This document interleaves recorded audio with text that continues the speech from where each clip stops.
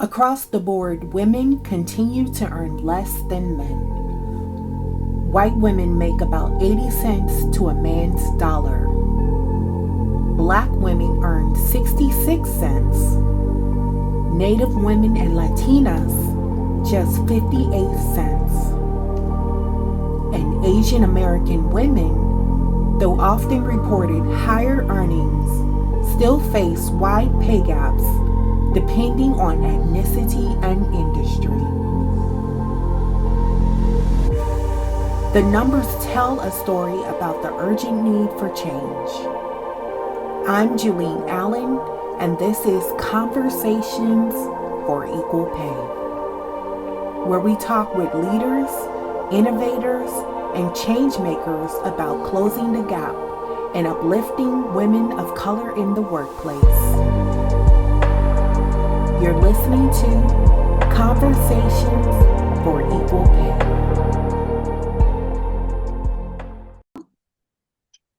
So we're talking to Kim Villanueva today, the president of the National Organization for Women, or NOW, a tireless advocate for women's rights and a bold leader driving initiatives to advance economic justice, equity, and opportunity for women and women of color. Kim, congratulations on becoming the new president of NOW. What do you see as your biggest priority in this new role, especially as it relates to economic justice for women? Well, thank you for the congratulations, first of all, and your support. I think one of my top priorities is making economic justice central to NOW's mission. It's one of our core issues, and obviously it's key to every woman's survival. Beginning, first of all, with closing the gender wage gap. And sadly, the wage gap is starting to widen. Yeah, we've noticed. Yeah, it's very eye-opening to know that the average woman who works full-time and year-round, and last year was paid just 81 cents for every dollar for a man. And that's down from 83 cents in 2023 and 84 cents in 2022. So we're going in the wrong direction. right. Yeah. So for women who are starting their careers today, that's probably a loss of $500,000 in earnings. Yeah. And that just drags down the economy. Yeah. So and women are underpaid, not because they're because they're underqualified. That's not true, because there's more women in college, more women earning college degrees, more likely to hold graduate degrees, but it's because of segregation in the occupations and discrimination and just the general devaluation of women's work. Yeah, absolutely. So we want to prioritize our grassroots strength and NOW to fight for more solutions for women in the workforce. And we need to start advocating at the state and the local level, especially. Yeah, those are important. Yeah. And as you stated, that if women are not paid fairly, it brings down the economy. They can't contribute to the economy if they're not getting paid adequately. And it's inspiring to hear you're centering economic justice at the center of your work. Yes. In fact, we're thinking about starting a campaign called the Kitchen Table Agenda. Really? Just really talk about the economic issues that women face. I mean, if you have to choose between, feeding your children or paying your medical bill, those are the issues that we're facing now. So we want to make sure that those issues are centered and that we're discussing them and that we're trying to find solutions for those issues. So Kim, what is NOW doing to address the specific challenges of women of color face? You just pretty much stated that in the workplace, particularly regarding the persistent wage gap. Sure. Well, I mean, as we know, women of color, especially Black and Latina women, are the hardest hit. Black women are paid about 65% of what white men earn, and Latinas earn just 54%. So as I said before, we can't explain that because of education or experience. It's structural racism and sexism. So NOW we're trying to center women of color by building up leadership pipelines.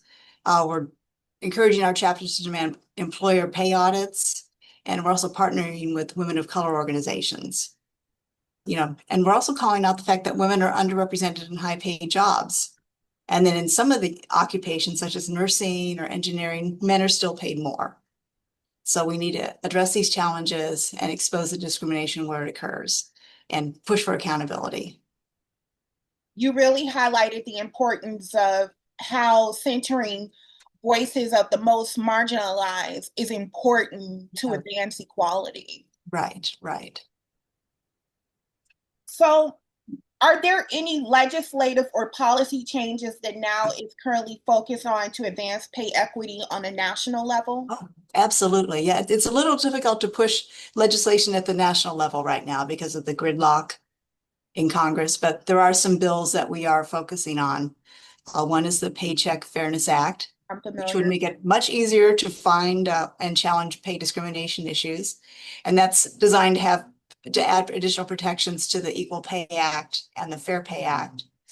We're also supporting the Healthy Families Act, which would provide paid sick leave.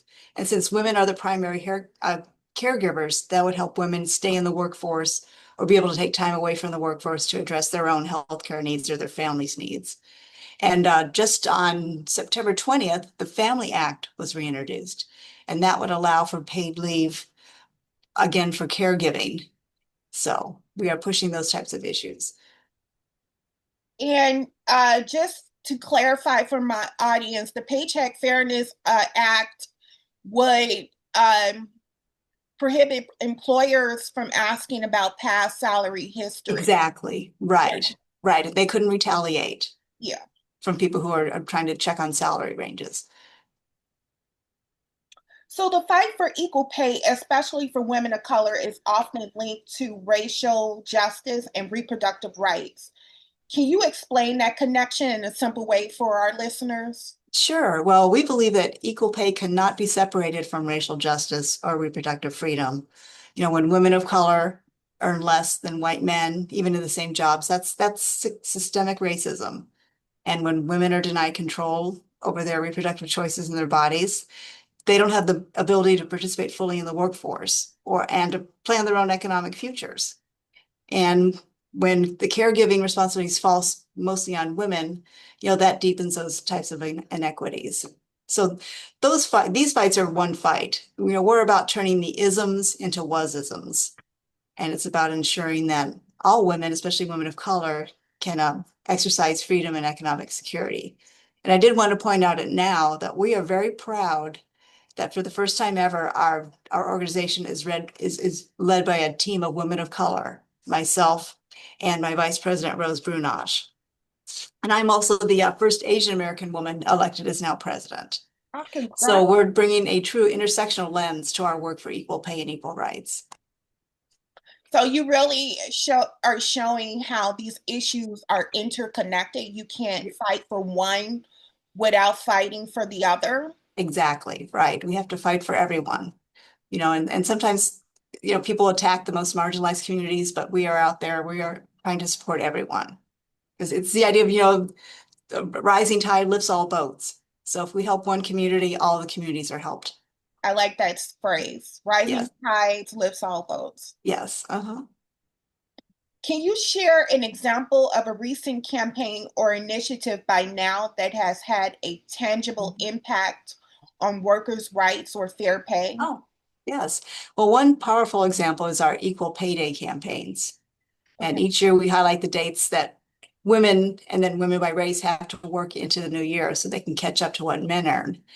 For instance, on August 28th, we marked Native Hawaiian and Pacific Islander Women's Equality Day or Equal Pay Day. And then next week on October 8th, we're going to raise awareness of the wage gap as part of the Latina Equal Pay Day. So when we do these campaigns, we post things on social media and send out information to our members, and we try to combine the storytelling with actual data to show the impact.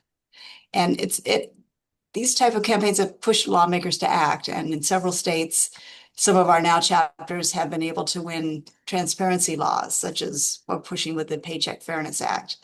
So, I mean, these types of campaigns and reforms make a tangible impact for workers, and it helps people with information and hopefully combating discrimination.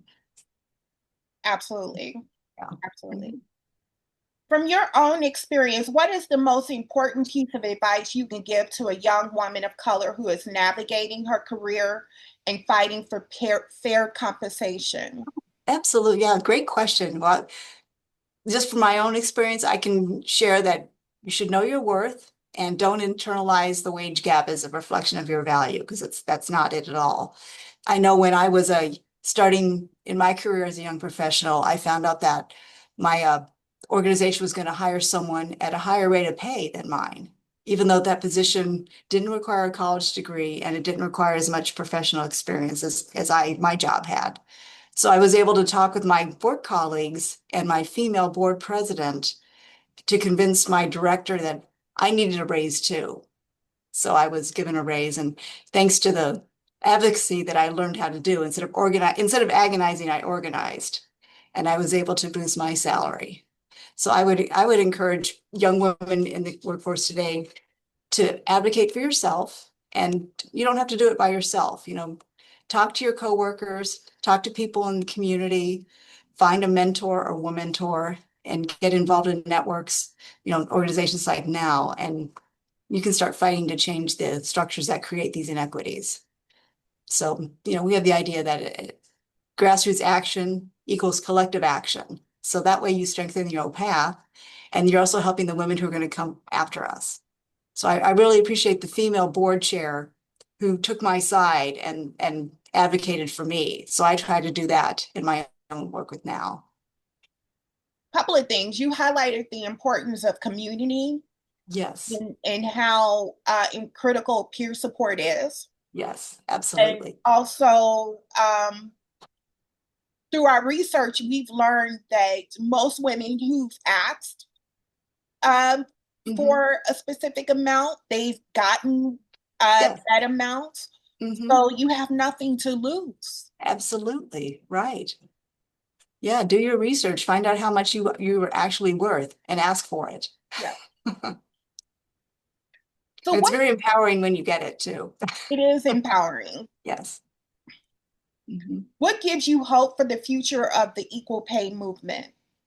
Well, I'm hopeful because I think most people are waking up to the reality that the wage gap isn't just unfair, it's unsustainable.